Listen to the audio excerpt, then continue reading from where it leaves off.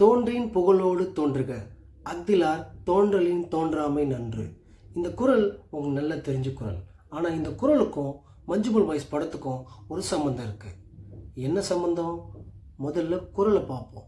தோன்றின் புகழோடு, அது எப்படி ஒருத்தன் பிறக்கும் போது புகழோட பிறக்க முடியும்?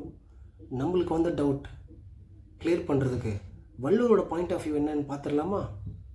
மஞ்சுமல் பாய்ஸ் படத்துக்கு வருவோம். அந்த படத்தில் ஒருத்தன் குழிக்குள்ளே விழுந்துருவான்.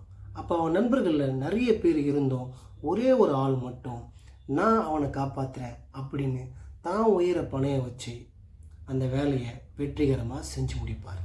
அதாவது ஒரு பிரச்சனைன்னு வரும்போது அந்த பிரச்சனையை உங்களால் தீர்க்க முடியும், அதுக்கான சொல்யூஷன் உங்ககிட்ட இருக்குது அப்படின்னு நீங்கள் நம்புனீங்கன்னா, அதாவது அந்த விஷயத்தை வெற்றிகரமாக செஞ்சு முடிக்கக்கூடிய திறமை உங்ககிட்ட இருக்குன்னு நீங்கள் நம்புனீங்கன்னா மட்டும் அந்த விஷயத்தில் இறங்குங்க.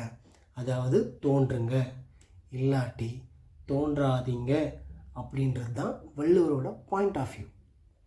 இப்போ நம்ம பாயிண்ட் ஆஃப் வியூவும் அதே தான். நான் என்ன சொல்ல வரேன்னா, ஆல்ரெடி 7.5 இருக்கிற விஷயத்த நீங்கள் இன்வால்வ் ஆகி 17.5 மாற்றுறதுக்கு நம்ம அங்கே தோன்றாமையே இருக்கலாம். ஸோ உங்ககிட்ட டேலண்ட் இருந்துச்சுன்னா அந்த விஷயத்த கண்டிப்பாக செய்ய முடியும்னு நீங்கள் நம்புனீங்கன்னா அங்கே தோன்றுங்க.